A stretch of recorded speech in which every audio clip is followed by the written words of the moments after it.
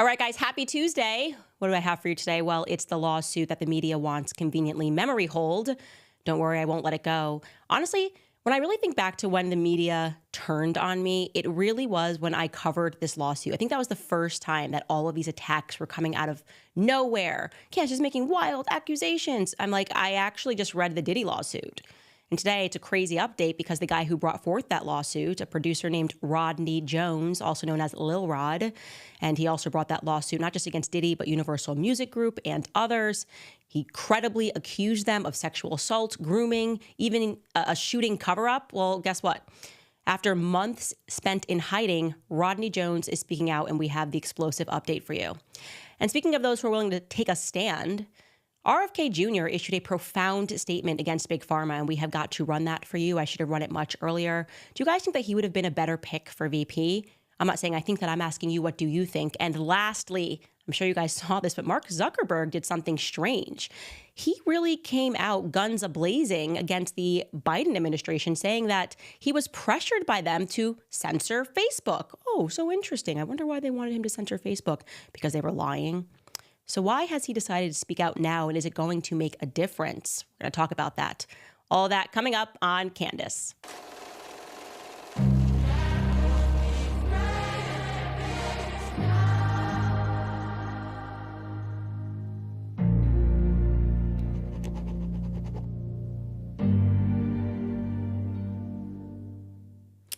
Did he do it? That is the question, and I'm going to give you guys my opinion on this. So obviously we have to recap the lawsuit because I want to be the Nancy Grace of a Diddy lawsuit because I'm just obsessed with it because no one else is covering it. That makes me even more interested. Of all the things the media go after, all of the individuals they go after, wall-to-wall coverage.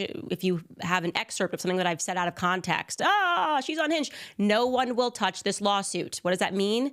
That means that real power is involved in this lawsuit. That is the meaning of it. And of course, we know that real power has a stranglehold over Hollywood. So to briefly recap, I'm just going to give you the three most explosive things that came out of this lawsuit. The first thing was that Diddy regularly drugs and records artists, just to be clear, allegedly. This is a lawsuit I am reading against him. And that these up-and-coming artists in the industry are caught on camera, on Diddy cam, if you will, doing things they probably would not want to have exposed to the public. But of course, they're high, they're drunk. And effectively, the implication here is that those recordings could eventually be used as blackmail. I'm going to read you direct from the lawsuit. Mr. Jones has secured irrefutable evidence of the acquisition, use, and distribution of ecstasy, cocaine, GHB, ketamine, marijuana, and shrooms, the displaying and distribution of unregistered illegal firearms, Mr. Combs providing laced alcoholic beverages to minors and sex workers at his homes, plural, in California, New York, and the U.S. Virgin Islands and Florida. Mr. Combs' chief of staff, named Christina Coram, referred to as KK, instructing her staff to retrieve drugs so that she can provide it to Mr. Combs for his consumption. Christian Combs, that's Diddy's son, drugging and sexually assaulting a woman. Mr. Combs detailing how he planned to leverage his relationship with Bishop T.D. Jakes to soften the impact on his public image regarding the Cassie Ventura lawsuit. Young Miami's cousin, that's another rapper and or assistant, sexually assaulting Rodney Jones. Actor Cuba Gooding Jr. sexually harassing and also assaulting Mr. Jones. A rapper whose name was redacted on Mr. Combs' yacht, consorting with underage girls, sex workers, yada, yada. You get this, again, naming the fact, saying rather, that there are underage girls and sex workers involved throughout all of this. And I'm just like, wow, did we just arrest Pavel Durov a couple of days ago?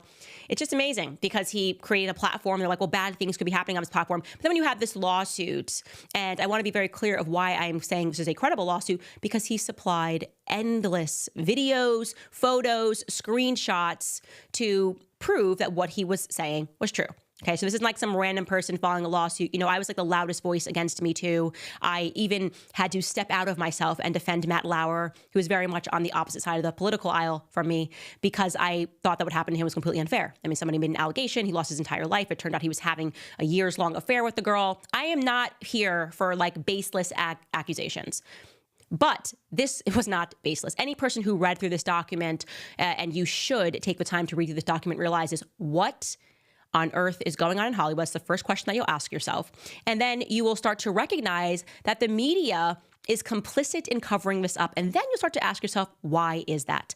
Second biggest thing that came out of this lawsuit, the most explosive claim, was that he himself, Rodney Jones, witnessed a shooting and that the LAPD and the media colluded to help Diddy cover it up. Now, if you're a person who watches this show, you're going, Candace, I read Chaos and I know exactly what this is about. Yup. Yeah, this has been going on for decades. We understand it was very heavily implied and I believe verified in the Chaos book after that reporter worked for decades to file FOIA requests that there are CIA and FBI members that work at the LAPD and their job is, in fact, to cover up crimes. Like that book told you that the CIA and the FBI were involved in the Manson murders, that he was actually a person that was under the auspices of the federal government, Charles Manson. And then the media lied about what happened that day. And if you read that book, Hollywood Babylon, you start to realize, okay, yeah, no, this has been a thing for a long time. Having police officers that actually are agents for the federal government. So that gets interesting when he starts saying that, yeah, no, they definitely covered up a shooting. And I'll read you how he described it just to go back to the lawsuit. He wrote, one evening during this camp, this was taking place at a recording studio, Mr. Combs, Justin Combs, that is Diddy's son, and G, that is the unnamed person that was allegedly shot, were in a heated conversation. That conversation was moved out of the studio and into a restroom adjacent to where Mr. Jones was sitting. Mr. Jones was approximately 2 feet away from the bathroom when gunshots rang out, and Mr. Jones recalls hearing multiple gunshots. He immediately went into a state of shock and fear that he would be shot next. He genuinely believed that he would be shot through the door due to how close he was. After the shooting ended, a crowd gathered around the restroom. When the door finally opened, Mr. Combs and Justin Combs exited. G was lying on the restroom floor in a fetal position, holding his stomach and bleeding out of his leg and hip area. Everyone stood around looking upon G, frustrated by the lack of aid that was being supplied to G. Mr. Jones dropped everything, ran to G, and immediately began placing pressure on G's gunshot wound to his stomach. As he was applying pressure on his stomach, Mr. Jones realized that G was gushing blood from another area near his leg and his hip. He decided to lift G and placed him to sit on the toilet. Mr. Jones asked the crowd to call the ambulance. Mr. Jones lifted G and brought him to the ambulance at the studio's front. Now, if you're wondering how on earth could they have pulled this off, how could a shooting have happened at a recording studio and we are not aware of it in the public, that's a pretty big thing. Well, the public, and he's alleging this, lied. The media lied and said that it was a drive-by shooting that took place and essentially made it so that no one would worry about what he is alleging was Diddy and his son involved in a shooting at the studio.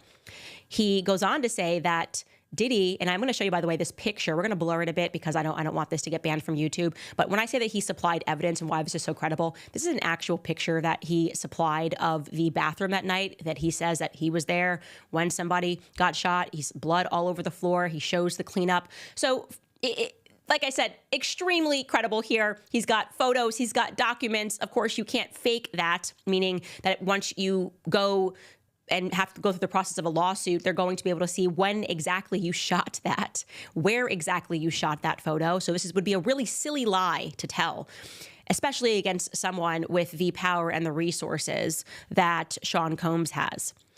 But he goes on to say in this lawsuit that Mr. Combs instructs his staff to always contact Mr. Muhammad.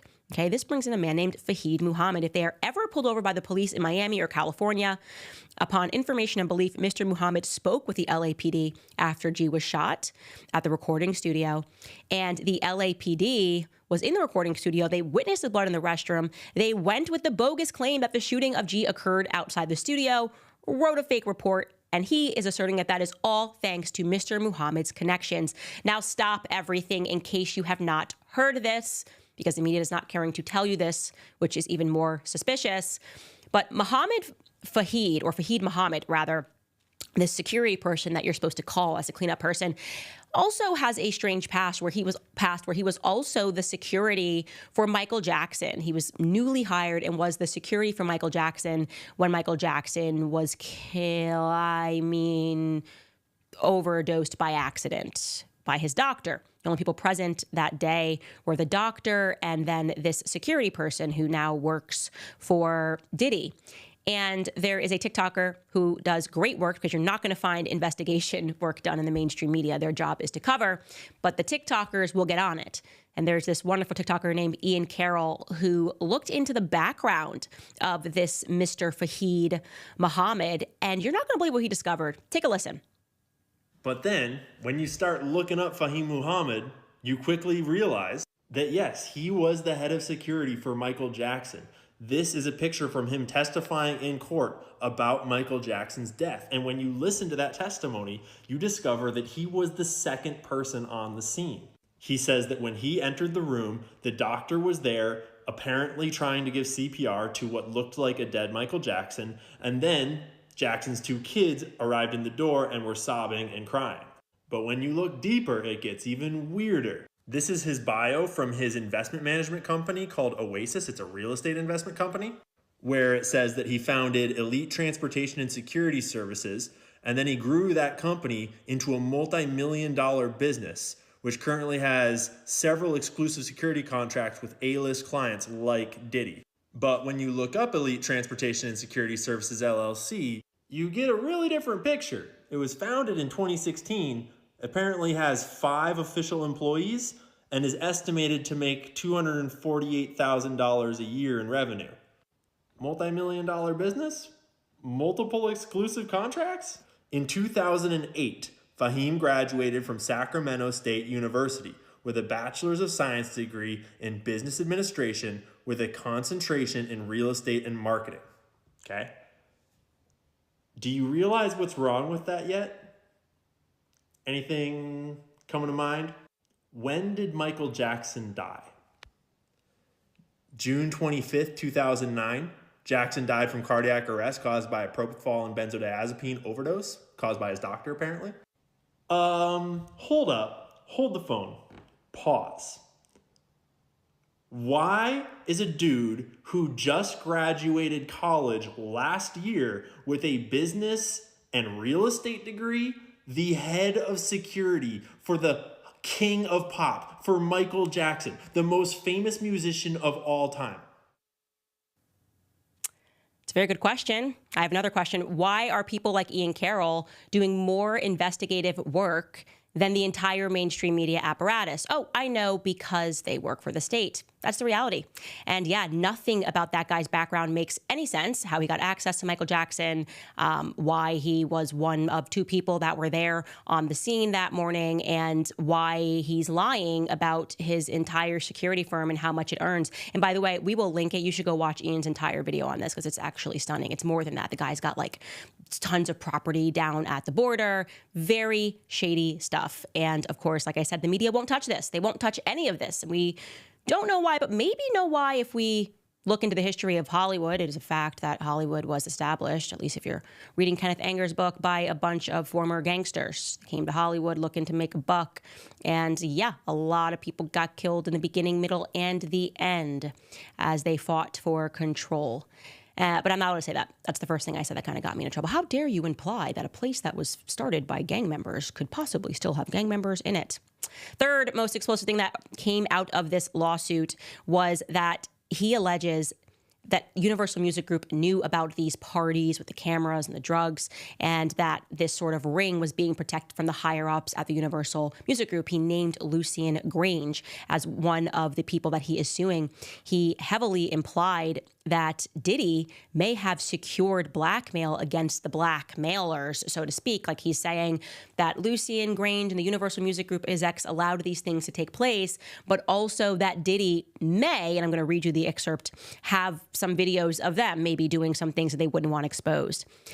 He wrote, as a sponsor of these events, defendant Grange had a duty and obligation to ensure that sex workers and underage girls were not present and that Mr. Combs was not spiking the alcohol with date rape drugs.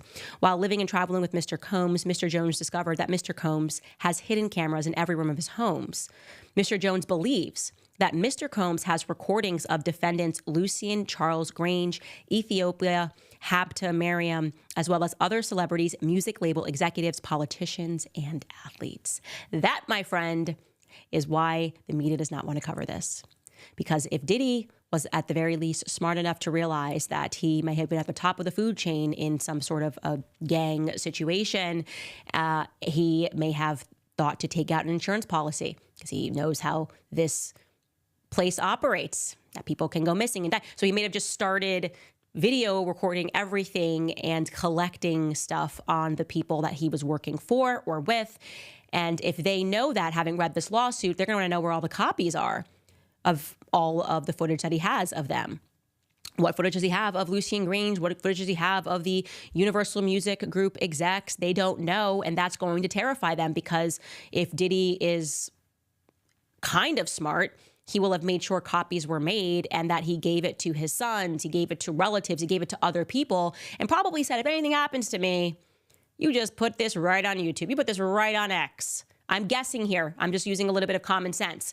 But if that is the truth, then they're going to be very careful in how they deal with him. They're going to be watching everything that he does. And I believe that this is the reason why nobody wants to touch this. They just don't know what it is that he has gathered over the years. So yes, Little Rod has, since filing that lawsuit, been in hiding, but now he has emerged to give an interview with Rolling Stone magazine saying, and that the reason that he has been hiding is because he's fearful for his life. When the Rolling Stone reporter asked him about when was the first time he recognized that something was wrong with Diddy, when did he start to realize his pattern of abuse, he dictates this time, he speaks about this time, reflects upon this time during Thanksgiving, in which Diddy, this is a quote, went in his bathroom and attached to the studio and summoned me, asked me if I had a $100 bill. There were 3 white lines on the sink. He asked me to do something I've never done before. It was awkward. He was trying to get me to do some drugs. When asked, how do you describe Diddy? He said, he is a monster. He'll do whatever is necessary to get exactly what he wants. He doesn't take no for an answer. He told me himself, I'll smack my mama. Anybody who can say that even jokingly is a monster. He is nothing to be played with. For a person whose brand is Love Records and changed their name to Love and named their kid Love, he doesn't show love. He is just marketing. When the reporter asked Rodney Jones, why do you feel you need security? Are you afraid of Diddy? He answered clearly, yes. I got threats. He's very connected. It has made me nervous traveling, going to hotels. I ask if there's any way to remove my name. The last time I landed in LA, I knew he had connections there. I got off the plane worried. I masked my face. I changed my outfits. Everybody has seen the video of Cassie. This is who I'm dealing with. Yes, we have all seen the video of Diddy beating the crap out of Cassie. And all he had to do was say, I'm sorry. Yeah. Pavel Durov locked this guy up for creating technology where people can communicate freely. Diddy just, I don't know, give a video and say, I'm so sorry for that time I beat her or whatever. And you know what's, he was asked, what do you want people to know about the situation? Rodney was asked that, and he said, he wants people to know that Diddy is nothing more than a shrewd, a crooked businessman. He has stolen publishing for years. He's nothing but a thief. He has no soul. He lives off other people's gifts and talents. It's not a human way to live. And on that note, and in closing, I want to remind you that this is probably the clearest statement to come out of this entire thing. I tell you all the time that we are dealing with people that are demonic. I believe that Hollywood was established by people who quite literally worship the devil, right? And because they are demonic, they do not have the creative force in them. They do not have the force of the creator in them. And so they have to lie, they have to steal, they have to cheat, and they have to deceive. And if Diddy has sold his soul to the devil, then he becomes that exact same person. And it's unfortunate, but I promise you guys, it doesn't matter how much the media tries to avoid and ignore this lawsuit, I will continue to cover it because it is crucial, as we are all starting to see that just, one thread in a tapestry of deception. It just takes pulling at one thread, and now we're all starting to see that it's all falling apart. It's all falling apart. We're recognizing that we have been living a lie, and that people with a lot of power have been doing horrific things in plain day sight. But I think their time is coming up, and I think they know it too, and they're starting to get sloppy. So pray for Rodney. He says that he's flat broke and in hiding, and obviously he hasn't put up a GoFundMe or I would be promoting it. And also pray for us. Pray for the entire world right now, as a lot of evil is being exposed in this moment. I very briefly want to thank and promote Grand Canyon University, one of the sponsors of the show. I've told you about them. They're a private Christian university in beautiful Phoenix, Arizona. They believe that we are endowed by our Creator with certain inalienable rights to life, liberty, the pursuit of happiness. GCU's mission is to empower virtuous action through higher education. By honoring your career calling, you impact your family, your friends, and your community. Change the world for good by putting others before yourself to glorify God. Whether you your pursuit involves a bachelor's, a master's, or a doctoral degree, GCU's online, on-campus, and hybrid learning environments are designed to help you achieve your unique academic, personal, and professional goals. The pursuit to serve others is yours. Find your purpose at Grand Canyon University. It's private, it's Christian, and it's affordable. So visit gcu.edu. Again, that is gcu.edu. All right, guys, let's get into some stories. I don't know if you saw this trending. I saw it trending on X. Basically, Mark Zuckerberg did something quite interesting. I don't really know what to think of him lately.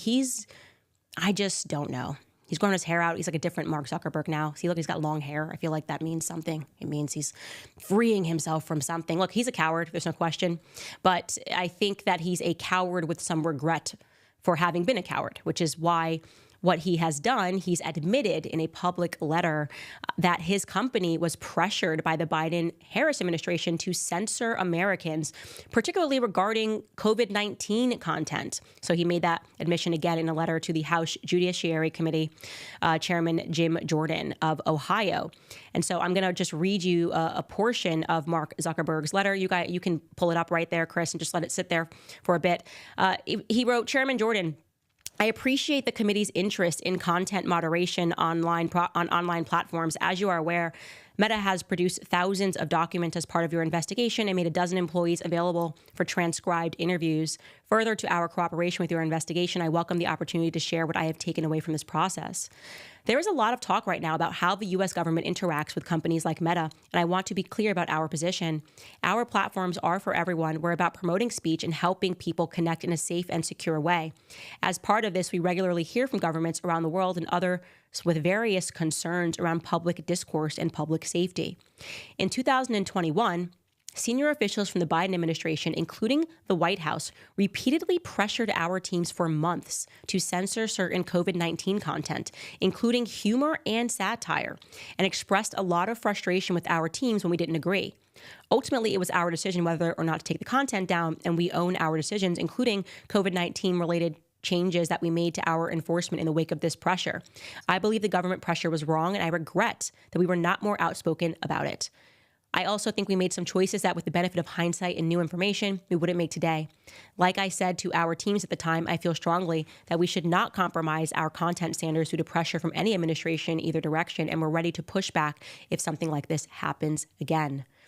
So, yeah, I think that's really important that he is speaking out and saying that. But the question is, why now? He then also speaks about the Biden family leading up to the 2020 election and how the FBI essentially warned him that this is Russian disinformation. We know it wasn't Russian disinformation.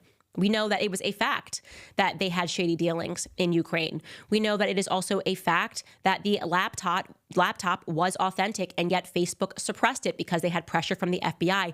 And he is now admitting all of that on record. Again, I'll ask the question, why is he doing that? Well, it's got to be maybe one of a few things here. Either he is watching what's happening to Pavel Durov, and he's having a spiritual change, because I believe that people can change spiritually. And I do believe right now the Holy Spirit is working through a lot of people. And maybe he is recognizing that he has been a coward in the past, and that he has been pressured, and that he's tired of helping the bad guys. And so he's telling the public right now, maybe this is him saying to the public, you are about to elect this again into office. People that censored you, people that lied to you, people that allowed many people to go out and get injured. And they may have made a different decision about whether or not they would have gotten the vaccine had they had been allowed speech, meaning had they had been allowed to listen to different perspectives. Mine was one of them. I said to people, and I got hit on Facebook, right? They actually stopped my advertising on my page because I said, don't get this vaccine, and here's why, okay? Don't forget, I notoriously even had a lawsuit against Facebook because of the stuff that they were saying that I was lying about. And I'm so glad that he now has the benefit of hindsight, because my lawsuit, they wouldn't even allow my lawsuit to go through, because the fact of the matter is that you have district attorneys that are even bought out. I mean, the entire legal system is crap, right? You have George Soros, who's personally seeing to it that DAs are being elected to do his bidding all across America. This is how you get, prosecution against Donald Trump for something that happened, legally speaking, decades ago. They're like, oh, we'll just change the law so that we can prosecute him anyways, because Jean Carroll wants to prosecute him and we want to see him go down. Okay, this is the world that we live in, okay? And Mark Zuckerberg allowed that. He allowed people like me to get censored for trying to get different information out to people so that they could make a rational decision and not one that was made out of fear. And so he regrets that. And maybe he regrets that for a variety of reasons. And maybe he is trying to signal to the public, like, hey, don't elect these people again. Like, evil is very close to winning. Now, the question is it going to impact the election? No. Nope. You cannot tell me anything different when it comes to Kamala Harris supporters. I am telling you, these people are mesmerized by the mainstream media. Like, they are a study in hypnosis. Like, they don't call it TV programming for nothing. These people are programmed bots. They are the ones that believed the virus was going to kill them, believe they needed the vaccine, got the vaccine, ignored their side effects, let their grandmas die alone. Then when the media said, never mind, we lied about everything, they were like, it's okay, I forgive you. It's like a toxic relationship. They're in a toxic relationship with the media, right? And then the media was like, we hate Kamala. They were like, I hate her too. And then like 2 weeks ago, they were like, never mind, we love her. She's Beyonce. And they're like, I love her too. She's Beyonce. I love Kamala Harris. I mean, I'm telling you, these are bots. There's just nothing's going to change them. Literally, Mark Zuckerberg could show the corruption. He could be like, look, these are the emails I got. Look, they put a gun to my head, a figurative gun to my head, or a literal gun to my head. He could do all of that and they wouldn't change their vote. I am telling you, I have seen people that are this programmed. They just have decided to follow that final instruction, that final Aurelian instruction, not to believe their own eyes. And so I'm grateful that Mark Zuckerberg is speaking out. I'm grateful that people are now aware of what we said back in 2021, that they were using censorship to force people to put a vaccine in their arm and earn themselves trillions of dollars. But I'm afraid that I do believe that it's also too little, too late. All right, guys, before we get into this next story, I want to remind you guys about American financing. I know there's so many people that are stressed right now because the monthly income does not feel like it's cutting it. It's not covering the bills. And people are seeing that everything's gotten so much more expensive. They're reaching for their credit cards to cover basics like childcare, insurance, power, food. It is tough. If you're feeling this way, you should call my friends at American Financing. They're helping hardworking Americans just like you tap into their home's equity line to pay off their high interest debt and even create some additional savings to be ready for whatever life throws your way. With interest rates dropping, a company like American Financing that never charges any upfront or hidden fees is the perfect partner to help you get into a better financial position. Their consultants are saving homeowners over $800 a month on average. Waiting is therefore not an option, so please call 800-795-1210. That's 800-795-1210. Or you can visit americanfinancing.net/Owens. Okay, I have got to throw this to my guy, RFK. Now, why do I call him my guy, RFK Jr.? Well, I have been very vocal against vaccines my entire political career, but before it was popular to do so, before COVID hit, I have been a anti-vax, non-vaxxer, added to the list of things that I was once upon a time referred to as unhinged for. And then like years later, people were like, oh yeah, no, she's kind of got a point there. And I think that I guess you could deem me to be a radical on this topic, because I think some people are like, okay, well, maybe the COVID one. I'm like, no, my kids are not vaxxed at all. Whatever, don't at me. Anyways, the reason that I got there was because I was vaccine injured by the Gardasil vaccine when I was about 20 years old.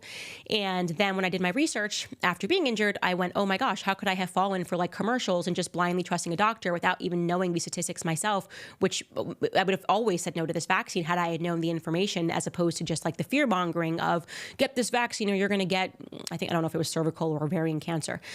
All of that ended up, for me, my opinion rather, having looked into the statistics, to be an absolute nonsense to make people believe that this vaccine is helpful in any way, or doesn't carry way more risk than reward. And so what is interesting is that then brought me to RFK Jr. Before he ever ran for president, he was running the only charity, which was called Children's Health Defense, to speak about these topics, because there's obviously a media blackout, because the media is in part funded by Big Pharma. It is the biggest lobby that we have. I think the two biggest lobbies in DC are Big Pharma and then APAC, like not even kidding. And so, of course, because money is being thrown at them, they all stay in line and they tell you to get the vaccine and trust the vaccine. And so when he had this amazing resource, Children's Health Defense, and I was able to look up all of these articles and learn about vaccines, I then made a decision not to vaccinate my children. None of them are vaccinated, not even one. Anyways, he, in his speech where he said, I'm no longer going to run for president of the United States and I'm going to support Donald Trump, made a remarkable statement regarding the pharmaceutical industry. I refer to the pharmaceutical industry as, the greatest drug cartel that's ever existed. Like, LOL, if you think it's like El Chapo and people in Mexico. You just need to wake up and meet your own government. El Chapo dreamed. When El Chapo gave an MLK speech, he was like, one day I have a dream that I will control politicians, I'll have a lobbying group, and I will be able to get the FDA to clear all of this cocaine that I'm going to give and get people addicted to. Like, that's my viewpoint on El Chapo now. Like, that's like kiddie stuff, right? But it's a good movie, it's a good series, whatever. So people think not, because I guess you think if your doctor says you should take it, that means it's somehow not a drug. Anyways, let's cut to RFK Jr. and what he said in the speech that was so impactful and that I should have covered right away. Take a listen. Are we allowing this to happen to our children? These are the most precious assets that we have in this country. How can we let this happen to them? About 18% of American teens now have fatty liver disease. That's like 1 out of every 5. That disease, when I was a kid, only affected late-stage alcoholics who were elderly. Cancer rates are skyrocketing in the young and the old. Young adult cancers are up 79%. 1 in 4 American women is on antidepressant medication. 40% of teens have a mental health diagnosis. And 15% of high schoolers are on Adderall, and 500,000 children on SSRIs. So what's causing this suffering? I'll name 2 culprits. First, and the worst, is ultra-processed food. About 70% of American children's diet is ultra-processed. That means industrial manufactured in a factory. These foods consist primarily of processed sugar, ultra-processed grains, and seed oils. Laboratory scientists who many of them formerly worked for the cigarette industry, which purchased all the big food companies in the 1970s and 80s, deployed thousands of scientists to figure out new chemicals to make the food more addictive. And these ingredients didn't exist 100 years ago. Humans aren't biologically adapted to eat them. Hundreds of these chemicals are now banned in Europe, but ubiquitous in American processed foods. The second culprit is toxic chemicals in our food, in our medicine, in our environment. Pesticides, food additives, pharmaceutical drugs, and toxic waste permeate every cell of our bodies. The assault on our children's cells and hormones is unrelenting. To name just one problem, many of these chemicals increase estrogen. Because young children are ingesting so many of these hormone disruptors, America's puberty rate is now occurring at age 10 to 13, which is 6 years earlier than girls were reaching puberty in 1900. Our country has the earliest puberty rates of any continent on the earth. And no, this isn't because of better nutrition. This is not normal. Breast cancer is also estrogen driven, and it now strikes 1 in 8 women. We are mass poisoning all of our children and our adults. Well, let me tell you something right now. Hero for saying it. Hope he doesn't get Kennedy'd, because let me tell you, he's going up against real power right there. Okay. When I say real power, I mean, when you look into the history of the vaccine industry, when you look into the history of the birth control industry, it is frightening. And I see somebody in the comments saying, Candace, no vaccines for your kids? 0, none. My kids, if a doctor came at them with a needle, they wouldn't even know what to do. They've never seen it. They've never been there. They don't go to any appointments. They're all just healthy. All my children are healthy, and I will never change my position on it. Like I said, I am happy to be maimed and caricatured. Every piece of what he is saying is the truth, okay? We are being poisoned, especially in America. It is a fact that you go overseas, this stuff is banned. The fact that Monsanto is allowed, the birth control industry, it's leading to illnesses, whether they're mental, physical, when you're talking about fertility issues, and it's just all right there. Like, if you just go back and peel the onion and look at the history of how these things came to be, when you learn about how they experimented trying to make Africans infertile with some of these birth control pills and injections, it's shocking and it's terrifying, and it's the reason part of the reason that I know that God gave me a platform to speak out against it. Like, I am so proud of being maimed and caricatured when it comes to telling the truth regarding any topic. I am happy to be persecuted if it means waking up parents to the reality of what RFK Jr. is saying. And he's putting himself out there. I am putting myself out there as somebody who considers myself like a student of his children's health defense. And I then went and created a Shot in the Dark for moms so they could have, and dads, so they could have something accessible to then go to the pediatrician and not feel like an idiot when all they're doing is saying, if you don't do this, your kid's going to die. Like, what an awful thing to say to a vulnerable parent right when their child is born. God got it wrong. If you don't let us inject something into him right now, he's going to die. Like, that doesn't even pass the common sense check. Like, what do you mean? What do you mean he's wrong? If he doesn't have vitamin K, he's going to die. Okay, well, if all babies are being born without a certain amount of vitamin K in them, maybe they don't need it on that first day. That's like the common sense thing. And they are pulling us into this humanist society, making people sick, making people ill. Like I said, all of the vaccines, the history is astounding. And the amount of money that I had to pay to even access it. Like, you have to be a doctor to even access the studies that they did years ago. Or you have to pay an offensive amount to access a study. And I did it because it was worth it. And so I'm really pleased to announce the Shot in the Dark is going to come back. We will begin releasing episodes again next month, and we will be announcing more in the future about how you can access those episodes. Obviously, we will make it available to all of our local supporters as extra content, but I just wanted to play that for you because it is just time. World, awaken. Awaken to the big pharma industry. Awaken to the pharmaceutical complex, the industrial complex. Awaken to the fact that they are making you sick and then selling you the cure. And look through the history of all the people that have been bold enough to come out and tell you this, and we're called quacks. Oh, he's a quack doctor. He's a crazy doctor. You know what's quack and crazy? Like telling me that a perfectly healthy child needs like 78 to 80 vaccines before they can leave high school. That's quacky to me.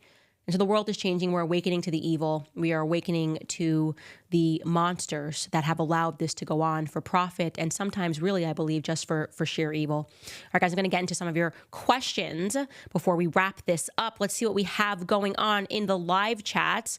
Gabriela Ortiz writes, in your opinion, what psychological or societal factors make certain individuals more susceptible to believing misinformation or misleading narratives from left-leaning media and politicians? I would say, I think those that associate it as a token of their education. So the longer that they stay in school, the more likely they are to succumb to the idea that they're educated. Because like, I remember being at university and they'd tell us these are the correct sources that are not fake news. And they would encourage us to read the New York Times, and they would encourage us to read CNN. And I was studying journalism. Like, this is what you can trust. Like Christina Omnipore, I can't think if it's Christina or Christiana, but was seen as just like a beacon of truth and veracity when I was in school. And so they're having their brains, they don't realize that they're being brainwashed in the classroom. They believe that they're being truly educated. And so then they develop sort of an ego, and their ego signals to them that, well, I went to college and you didn't go to college. And so obviously I know what I'm speaking about. And of course, we know that these college campuses are now totalitarian states that breed Marxism. Acid Brooks writes, I will make those who are of the synagogue of Satan, who claim to be Jews, though they are not, but are liars, I will make them come and fall down at your feet and acknowledge that I have loved you. That is such a beautiful, that is from Revelation in the Bible. And I just love that. Fall down at your feet and acknowledge that I have loved you. It's just so beautiful. Healing Earth Prayer writes, Candace, will you please join us in prayer for those who are trapped in the darkness and suffering in their rejection of their eternal creator? These elites who recreate their suffering unto the world need this the most. I pray every single day. Sarah Thabata writes, a lot of people have been talking about Jill Stein. I don't like her socialism, but she wants money out of the government and an end to all wars. She's also the only one not bribed or blackmailed by AIPAC. What is your opinion on her?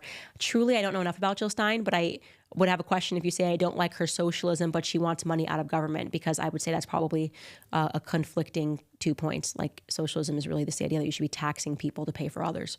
And, I mean, that's a very basic explanation, but I would imagine you can't be a socialist without wanting a lot of taxation.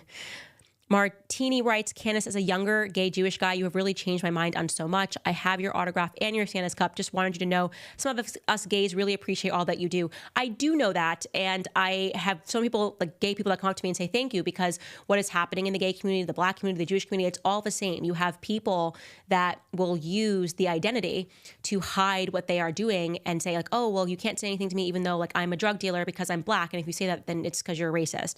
Or you can't say anything to me because I committed an act of pedophilia because I'm Jewish. And if you say anything against me, then you're anti-Semitic. And the same with the gay people. You have so many people that are doing such perverse things, and they do it under this guise of like the rainbow flag. And if you don't like this, then, you know, you're a homophobe or transphobe, whatever it is. And so I think the strongest stance that you can get is that you should take is to say, I am not my identity.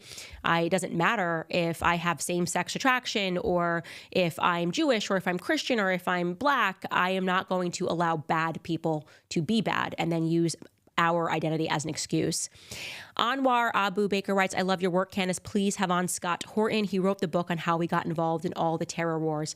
Done, because I feel like Dave Smith pointed me to Scott Horton, and I did watch a little bit of a podcast that he did, and I would like to host a conversation with him. Men Needed Now with Patrick J. Carlin writes, Trump should have chosen Tucker Carlson for his VP, and I hope he makes RFK Jr. head of the USDA. RFK Jr. said he would not have accepted the VP spot on his interview with Tucker. Tucker is USA First. Yeah, but also Tucker wouldn't have accepted it because Tucker loves what he does, and I know that I have it on very good authority. Tucker would have been outstanding, though. I totally agree with you. But truthfully, the person that I would have wanted to be the VP and who I want to be the President of the United States someday, and I will crawl over broken glass to vote for him, is Thomas Massie. I do not think that there is a person that has been fighting harder for the American people than Thomas Massie, who has been so honest, who has been exposing how everyone is bought and paid for at great risk to himself. Thomas Massie is the hero that we need. And yeah, he's just got he's a tremendous mind, of course. He's MIT grad who has somehow wired his entire property that he like lives off of the land and makes his own electricity. I mean, just everything about him is just incredible. You got to look into Thomas Massie and his geeky life. He was on a show called Top Geek, which is amazing. Like I think he should brand that. He should be known as Top Geek always. Top Geek for Office 2028. You can take that to the bank. All right, guys. Well, it looks like we are coming. Let me jump into the live chat. Someone says RFK, CIA, love Thomas Massie. Candace, Alex Jones for VP. Okay, I wouldn't be able to look away. How about Alex Jones for press secretary? I would be very much here for that. You guys, thanks for supporting the show. You can head to clubcandace.com if you'd like to buy yourself a Santa's cup. As I told you, we sold out and then we put them back onto the website last week. Also head to locals.com if you'd like to give to the show and keep us independent. It means the world. It allows us to keep talking about these topics that people want memory hold, but we will not allow them to be memory hold because I am Nancy Grace when it comes to Diddy and when it comes to Carly Russell. But Carly Russell, I should actually update that case. But we're on Diddy right now. We're coming for you, Diddy. We're not coming for you, but we're covering you, Diddy, and we're not going to let this one go. We'll see you guys tomorrow.